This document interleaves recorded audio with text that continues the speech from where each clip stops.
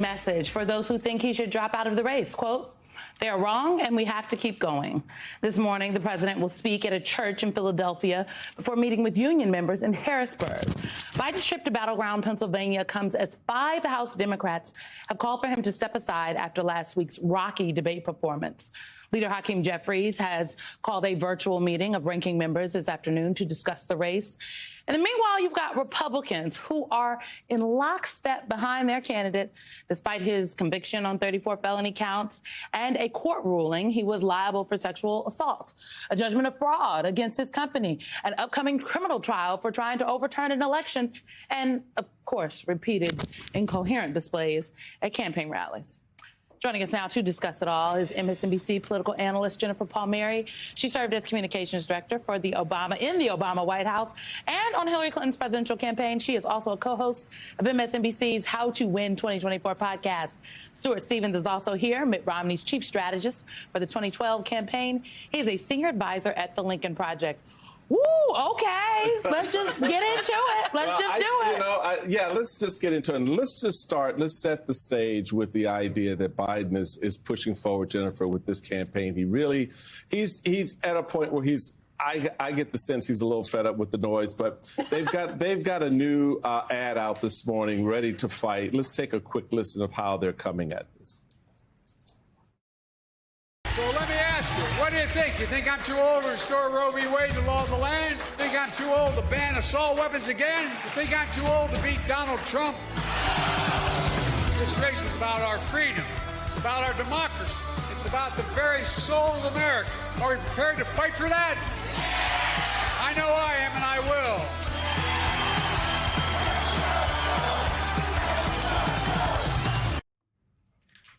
So that guy can't do the job?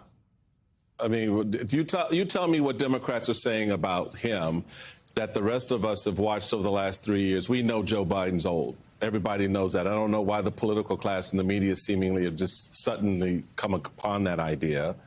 Given his track record in his administration, what is it now that he has to do to convince Democrats that he can do the job, or is he past the point of doing that? I just want to know, Alicia and Steve, Michael is fed up, okay? He is fed up, and him and Palmieri have been having this conversation for the last 20 minutes. Hey, this is my girl. So this is just here for America together right now, just to let y'all know. Stuart, you and I, babe, we're on the same page, but we'll let Jennifer tell us what Democrats have to do, what Joe Biden has to do to convince Democrats to support him. I learned a lot. I've had a good conversation with you. I've had a great conversation with Stuart the last few weeks, Nicole Wallace, about, Republicans just get behind their leader and that is it. Particularly when we are, as we were discussing, we're actually 2 months out from people starting to vote because people start to vote in September. And so changing somebody now seems bonkers to people like you who've done a good job in winning campaigns on the Republican side. I think I think Democrats are a little different. We're just built a little different. And there is a questioning going on about whether he is up to being the guy to take Trump on. Of course, with every passing day, it becomes more likely that he is the guy just because of every passing day. Right. It gets harder to get someone out. It gets harder to get someone out. And, I think that, that ad was great. And that ad could rile people to his side. But I think we have a different kind of bar than Republicans. And I think to truly reassure people, and it is still there's polls that are great for him. There's polls that have not been great for him. And it's only been a week since that debate. My God, it's only been a week since that debate. And we still need more time to know how the public really feels about this. And in the meantime, he's got to do a good job of, being out in the stump, doing press conferences and interviews for people to let us know that he's up to that fight. Stuart, you have some advice for Democrats. You write, run on Biden's record. Don't run from one bad debate. Show a little swagger, not timidity. Forget all this dump Biden nonsense and seize the day. Now is the worst time to flinch. Your country needs strength. You can crush Donald Trump, but only if you fight. We have been joking with Chairman Steele that being able to criticize Democrats is bringing back warm memories of his former life that he has missed for the past few years. I wonder if it is the same for you. I do wonder, to sort of given the developments of the past 24 hours, where you do have a few more members of the House Democratic Caucus coming forward and saying they think that the president should drop out of this race, the fact that you have Senator Warner trying to convene Senate Democrats, to whom does that fight fall, Stuart, institutionally? Does it fall to Jeffries? Does it fall to Chuck Schumer? I mean, who is it now who's going to fight that inside fight? Well, Lord, I know less about the inner workings of the Democratic Party than I know about hip hop, and I know more about IHOP than hip hop. Don't worry, this is not Ari Melber's show. You're fine. You're fine here. The presumption, underlying presumption of this is that there is a better alternative. So I really kind of don't understand this. I don't understand the logic of saying we're in a difficult situation, so the sure way to get out of it is to do something that's never been done before. So, I mean, can I say that slowly? Like, how's this going to work? I don't think that these polls are at all frightening to Democrats or to those of us that support the president and want to defeat Donald Trump. Michael and I remember when George Bush at this point was 18 points behind. 18. In 1988. And not to rub a sore spot, but how many people at this point in July 1988 knew who Willie Horton was? Campaigns change. And you have this honking giant anchor around Donald Trump called Project 2025. And the reason they don't talk about it is the people that want to politicize the military is pretty small. The people that want to end the civil service is pretty small. The people that want to criminalize abortion on all levels is pretty small. And that's the Trump agenda. And the Republican Party doesn't have any other agenda. So, I don't really see why it's complicated to get about the business of running against the other guy rather than this sort of dithering or do we have the perfect candidate? No, you don't. But I did this for a long time. I never had the perfect candidate except, when Michael ran for lieutenant governor. He was obviously the perfect candidate. But it's a time to come together and stop this. I agree. I do. I want to be clear. Do you smile? Yes, I do agree. It's not that I'm unsure if I agree. I agree. People are like, oh, I don't understand the Democrats and why they are fretting. Well, first of all, this is what Democrats do. This is what they do. I just have never in my little short political life when I was, a little baby political strategist, I had never experienced anything, whether I was working on state legislative races, mayoral races, or presidentials, where there were not some Democrats who were like, I don't really know. We need to find something. So I'm just like, first of all, this is what Democrats do. So one could argue, maybe Democrats need to buck up a little bit. But also, I do think that what it is, if after the debate on Thursday, everyone, all of the Democrats just said, yeah, it was great, we would have been sitting up here like, okay, all right, we need to speak a little reality into the situation because it wasn't great. And I do think the vocal pushback initially, made the Biden campaign say, okay, all right. Made the president even say, all right. Let me show him better than I can tell him.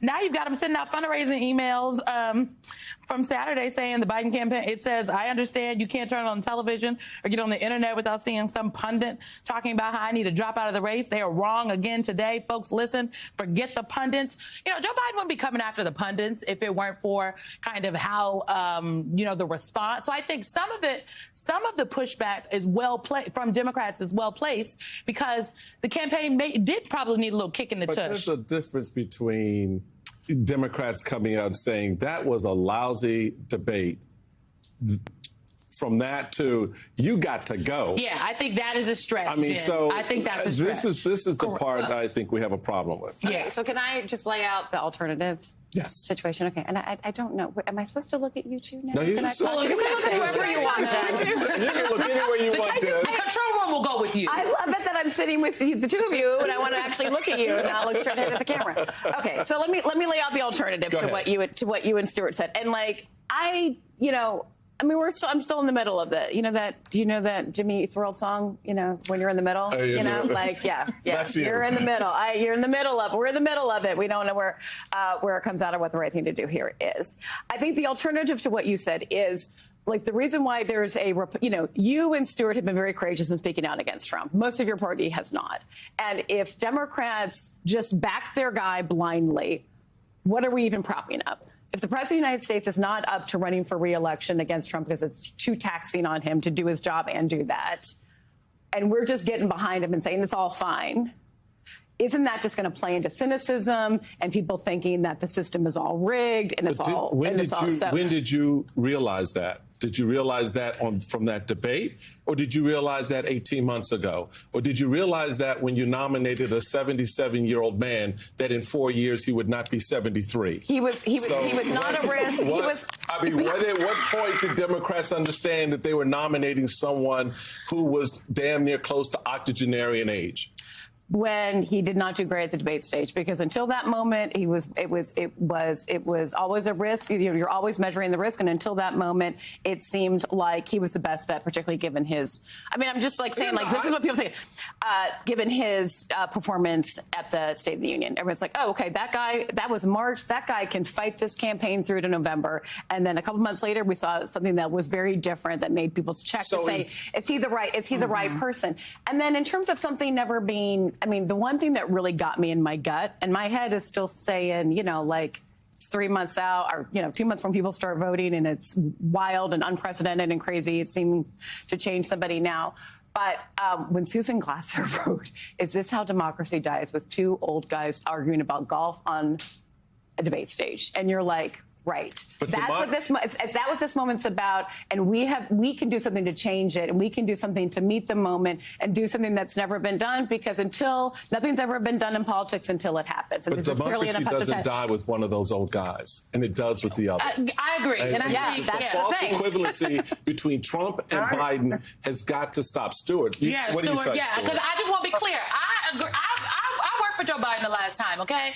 That man is wrecked to go, okay? He is ready to go. I was not one of the people that was like, oh, maybe we need to change course. But I do think just the onslaught of people being like, people who know Joe Biden, who know him, who are coming out being like, he might need to go. I just think it is a little, I don't know. I just think it's slightly distasteful, because Joe Biden is someone who back in 2019, 2020 said he would never ask someone to get out of the race. It would be a very personal decision, even when everybody was telling all these people to get out of the primary. And now you got these people ready to, push the president on out when he's like, I ain't going. And what y'all want him to do? Stuart, I don't know. Speak for the people. Speak to me. I think we would all agree that the overarching danger and greatest problem with Donald Trump is that he doesn't support democracy, which is to say he doesn't represent the will of the voters. So the Democratic Party had a primary. Anybody could have entered that primary.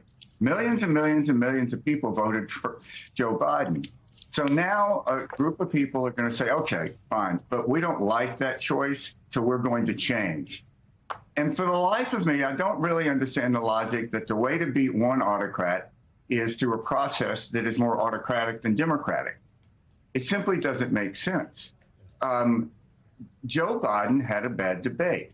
But I think that in December 2020, it was a very fair question to ask, is Joe Biden up to being president? You never know. You could have asked it about anybody in December before they took office in January. But that question has been answered, hasn't it? I mean, he has been probably the most successful first-term president since World War II. So you can't really credibly argue that Joe Biden isn't qualified to be president now, because he is president and he is the job. So then you're back to, well, will he always be that way? And to me, I mean, now you're into these sort of theological questions. I mean, it has nothing to do with who you should vote for in November. And this idea, just step back from it. I mean, I think we'd all concede he's been agree he's been a very successful president. We all know that no party has held on to the White House without incumbency since 1988. We all know that no president has ever not been reelected with unemployment numbers and economic record like this. So in the weight of all of that evidence, we're going to say, no, but look, you know, there was like 20 minutes, that 90-minute debate that really, really sucked. We've got to throw all this other evidence we have out and go to some unknown conclusion. And, you know, the single greatest indicator of an incumbent party. It happened to Bush in '92. It happened to Carter with Kennedy. So you need a unified party to defeat what is happening now on the other side. And look, I couldn't agree more that it's good not to blindly follow someone. It's good to ask questions. But I don't think that it's productive to assume that some great unknown experiment is the right way to go at this point when you have someone who has proven they can be extraordinarily good president. Well, Stuart, agree. Okay? Agree, Stuart. There are people out there that disagree. But you know what? We're going to have to continue to just have the conversation. Can you? Hey there, MSNBC fans. I'm Luke Russert, and be sure to join me, Rachel Maddow, Jen Psaki, Lawrence O'Donnell, Steve Kornacki, Joy Reid, and many more September 7th in Brooklyn, MSNBC Live Democracy 2024. Click on the link for ticket information. We will see you there.